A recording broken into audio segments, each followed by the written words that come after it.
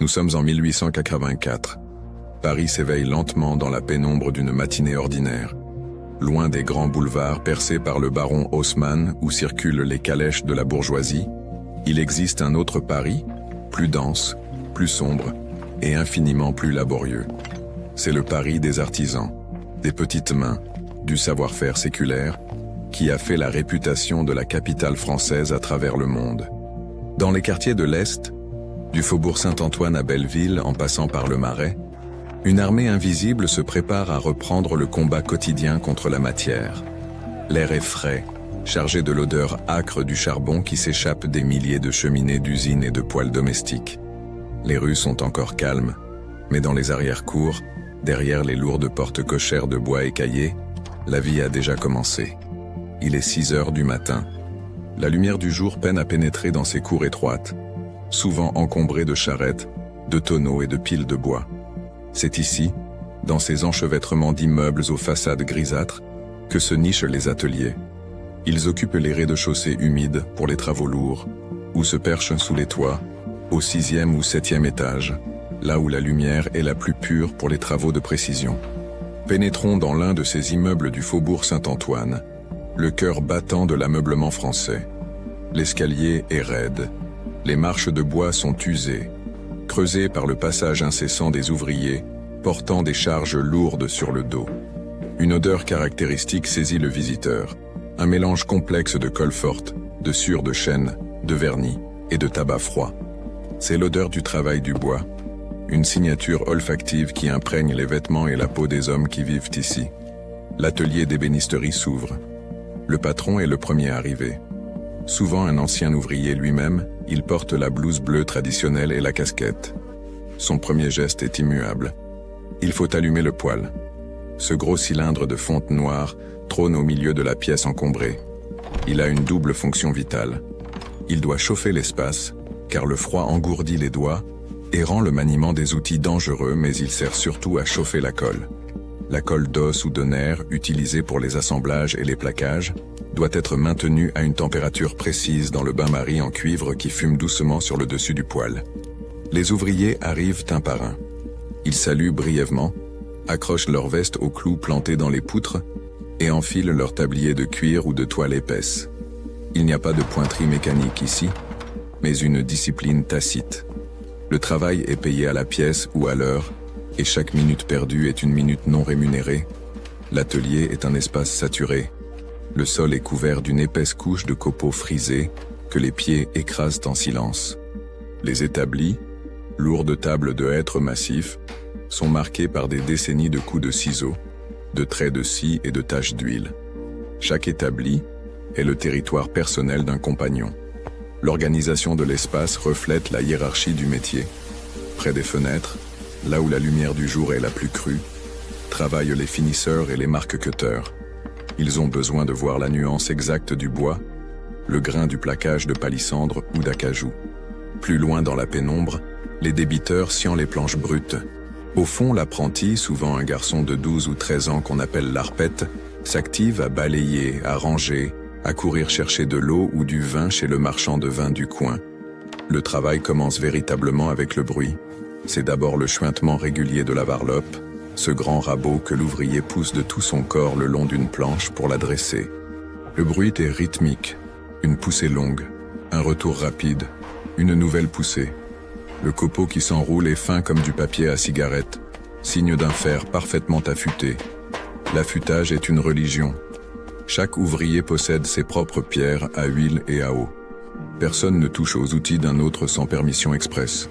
Le ciseau à bois, la gouge, le bédane sont des prolongements de la main, adaptés à la force et à la prise de leur propriétaire. Vers 8 heures, la lumière naturelle inonde enfin l'atelier si le ciel parisien le permet. On éteint les lampes à pétrole ou les becs de gaz papillotants qui servaient à l'aube. L'atmosphère se réchauffe, chargée de poussière de bois qui danse dans les rayons de soleil. Les conversations sont rares pendant l'effort, limitées à des demandes techniques ou à des jurons étouffés lorsqu'un nœud dans le bois résiste ou qu'un outil dérape. C'est un monde masculin, rude, mais empreint d'une fierté immense. On ne fabrique pas ici des meubles de série comme dans les grandes usines qui commencent à apparaître en banlieue. On fabrique Le meuble de Paris, synonyme de solidité, d'élégance et de perfection. Changeons de quartier et d'ambiance. Dirigeons-nous vers le Marais, dans la rue des Gravilliers ou la rue de Montmorency. Ici, les ateliers sont différents. On travaille le métal, le bronze, l'or, l'argent, le laiton. Ce sont les ateliers des ciseleurs, des monteurs en bronze, des bijoutiers.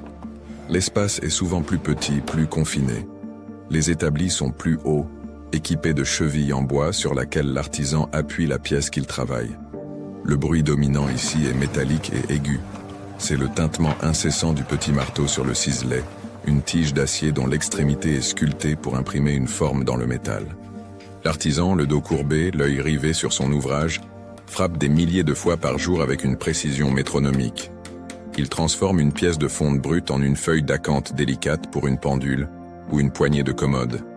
Le sol n'est pas couvert de sciure, mais de caillebotis de bois qui permettent de récupérer la limaille, la lavure, ces poussières de métaux précieux qui seront soigneusement balayées, lavées et fondues pour ne rien perdre de l'or ou de l'argent.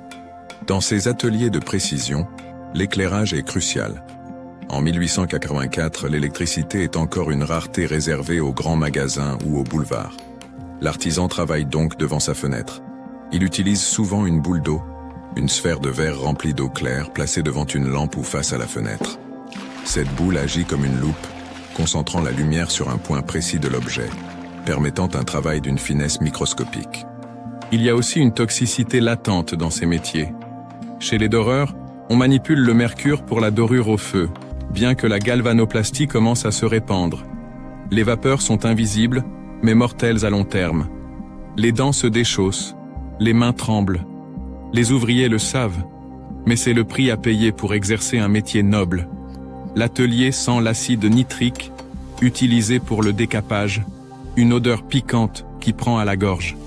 La ventilation est sommaire, souvent juste une fenêtre entr'ouverte qui laisse entrer les bruits de la rue, les cris des marchands de 4 saisons, le chant des vitriers, le roulement des charrettes. Midi sonne au clocher des églises environnantes. C'est la pause sacrée. Le silence retombe brusquement sur les ateliers. Les machines, s'il y en a, s'arrêtent. Dans les cours, on voit les ouvriers sortir, s'essuyant les mains sur leur tablier. Certains mangent sur place, assis sur un établi ou un coin de banc, déballant un morceau de pain, du fromage, une saucisse sèche, le tout arrosé de vin rouge ordinaire tiré d'une bouteille consignée. D'autres descendent chez le bougna ou au petit restaurant ouvrier du coin où, pour quelques sous, on sert un plat chaud, souvent un ragoût ou des haricots. C'est un moment de sociabilité intense. On parle politique. Les ouvriers parisiens sont très politisés. La mémoire de la Commune de 1871 est encore vive, bien que tue. On discute des syndicats qui viennent d'être autorisés par la loi Waldeck-Rousseau cette même année 1884. C'est une année charnière pour le monde ouvrier. On sent un frémissement, une prise de conscience. Mais on parle aussi du métier, des commandes qui rentrent ou qui manquent, de la qualité des matériaux qui baissent, selon les anciens. L'après-midi reprend, souvent plus lourde. La digestion et la fatigue commencent à peser.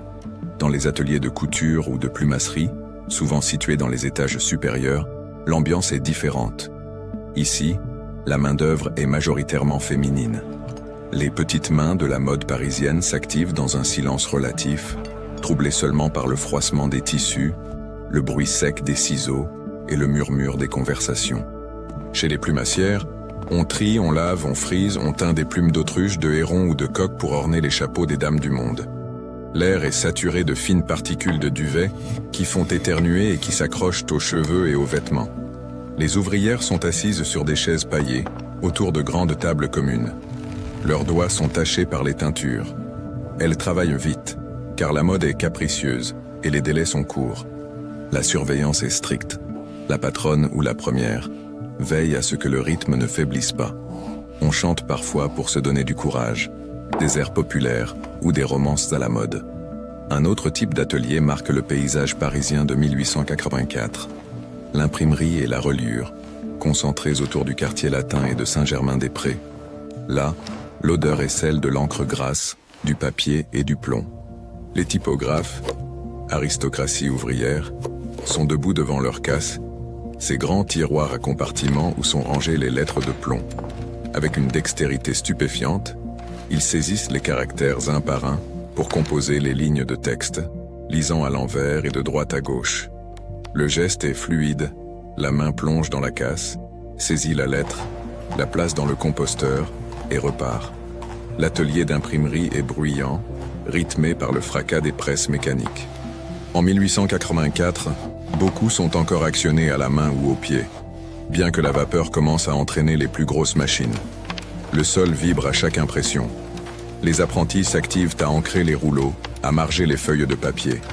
C'est un travail physique et salissant. Le plomb est un poison lent causant le saturnisme, la maladie des imprimeurs. On boit du lait, que l'on croit être un antidote, mais la pâleur des visages témoigne de la dureté du labeur.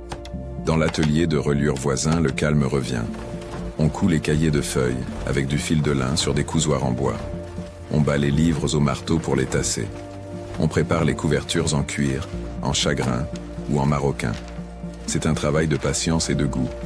L'atelier sent la colle de pâte et le cuir neuf. Les doreurs sur cuir appliquant la feuille d'or à l'aide de fer chaud, créant les titres et les ornements sur les dos des livres.